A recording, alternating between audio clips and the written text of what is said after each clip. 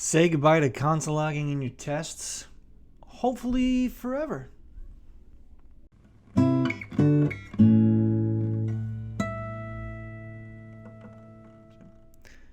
Welcome back to Getting to Green. My name is Kevin. Today I want to show you something pretty cool. This is something that I found within VTest, something that I use all the time now, and it's really cool. But with a little caveat, I will say that it's not exactly the most secure way to do what we're trying to do. Meaning, it's nice, but it's very easy to kind of screw it up. And I'll explain what it is. And it's our snapshots, right? So let's take a look at the screen here. So we have here in VTest, we have a match snapshot. So we could expect it. And we also have inline, two match inline snapshots. So it's pretty cool. What we can do here is, if we're expecting something to give us something a little bit more in depth, something that's hard to do a console log on maybe, or sometimes console logging just doesn't really work 100% of the time. It gets kind of wonky in our tests. So you throw like a match inline snapshot, and it's kind of like it. Let me show you. Like we have, let's say this new test, right? So it can create this whole product breakdown. We're gonna give it a product, and it's a fake toy, and we have a price of 2,000 pennies, so $20, right? And then a SKU of ABC123. Well, what we want on this is going to be how much tax would be added, and then what the total of the entire thing would be. So we have a couple of functions down here. Doesn't really matter. It's kind of what it's doing. And we even have a console log down here, which I'm going to show you not really is helpful. So if I save this, right, I'm just hitting save. I'm not doing anything else. I'm going to hit down here A to auto run my tests again. This auto populates with everything here. And that's really cool, right? It says the tax and the total. So we have some cool stuff. Actually, I'm going to take this, make that price like that. And we can see that it fails. And it's because we have the 2,000 price as a string, but we're expecting it as a number. So if I hit U on my keyboard, we update that snapshot, and the snapshot is updated, everything passes. And that's really cool. So you can see, like, quickly, if you were screwing around down here, and again, I don't have to scroll through here and find that total. That's right here that we were doing, creating our snapshot from, right? But let's say we did something wrong. Maybe we change this and we save this. We get a very quick idea of what it is, which is good. Instantly feedback. Yes, this is what I want.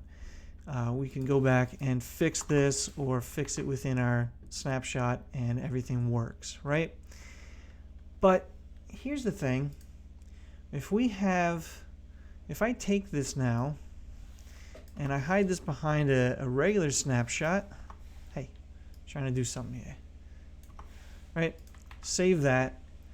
Now this should get thrown into here, and we have our so this is our export suite name. This is a suite test, right? That's our suite. The name of the test is can create a product breakdown, which is what we are testing. So that's how the test knows what it's trying to look for. So it grabs this. This is exactly what it's trying to get. However, it figures it out, right?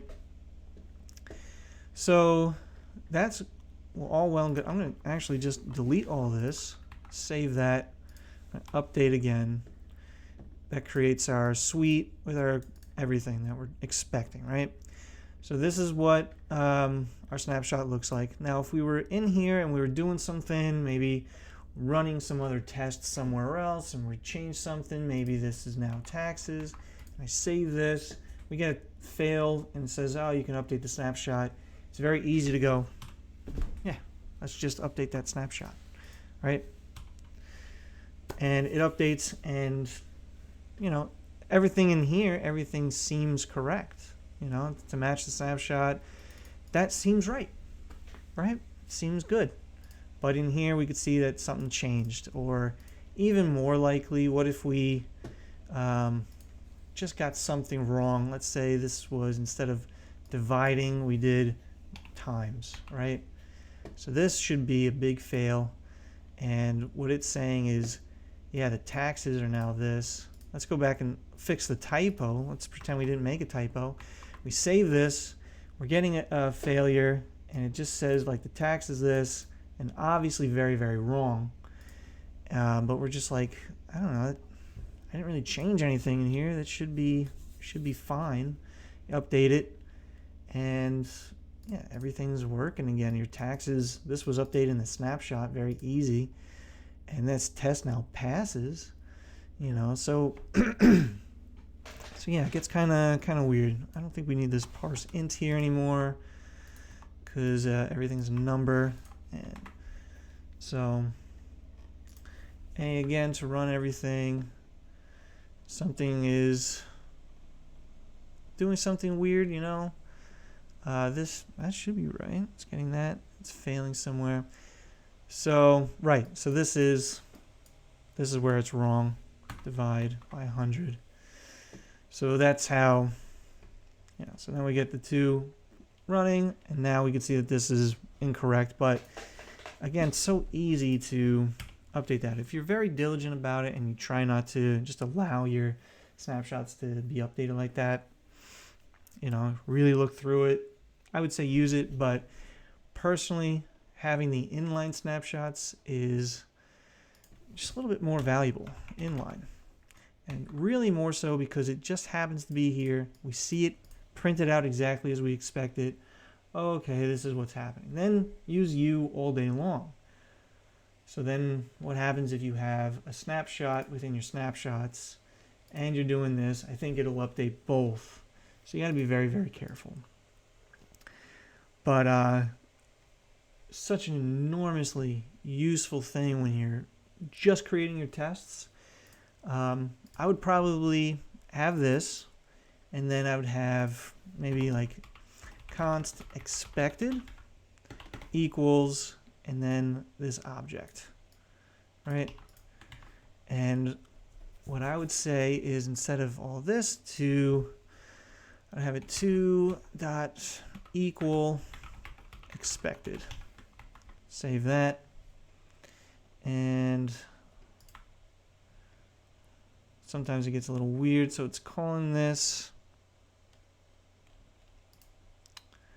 let's see, too many of those. Save, and we're getting a failure to equal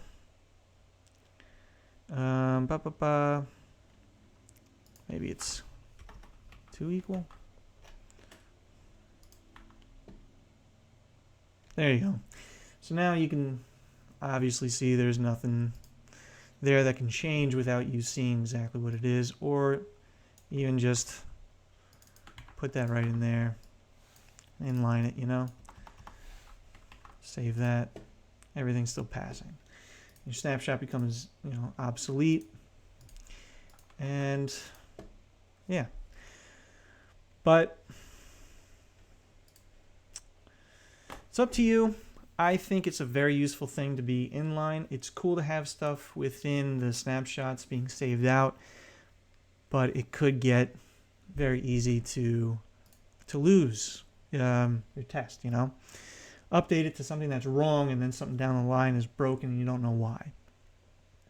All right, so they also have, if you look over here, they have this throw error matching inline snapshot. So we could do something like that. So let's try that as well. So we could try it with errors, right? So if we have, what are we doing? It can throw an error, right? And let's say we expect, and this has to be a function within here. So we're going to call it with error function. Right, and we're gonna say dot, and we're gonna match to inline snapshot. If we save this, we should actually get an error. Error function is not defined, right?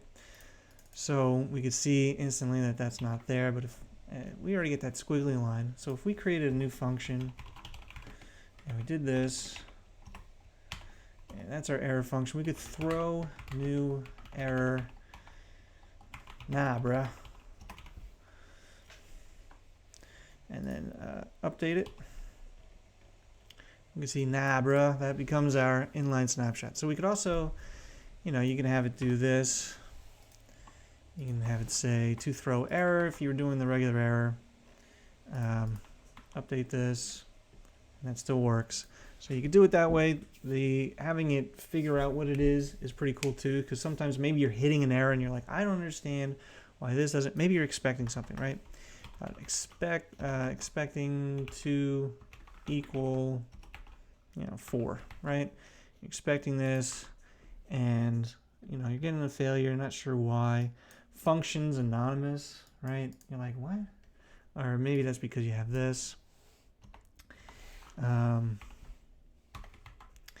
So you say, okay, all right, it's throwing a new, well, but maybe there's a reason, right? And you're like, oh, I don't understand what this is. Maybe to match, to throw error, to match inline, whatever, right?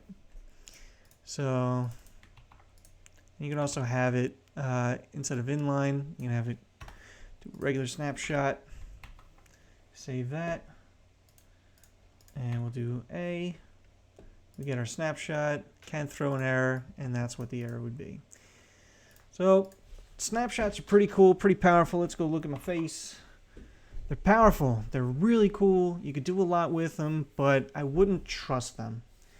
I think they're really, really good for debugging or starting up your test or something, but I'd rather have something a little bit more concrete, as in you wrote it within somewhere and it can't be updated without you physically typing in what the update is. So it's a very manual process. Your brain goes, oh, I need to do. So that's what we need to,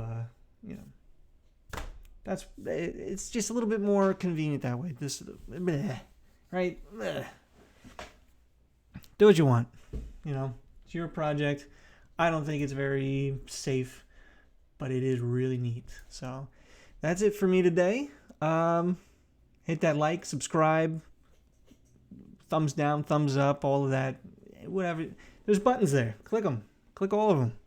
And there's bell notifications too if you want to be notified when I get off my lazy butt and actually do one of these things again. Yeah. Well, yeah. So with that rant out of the way, thanks for tuning in. Really appreciated having you here. So catch you next time. Cheers.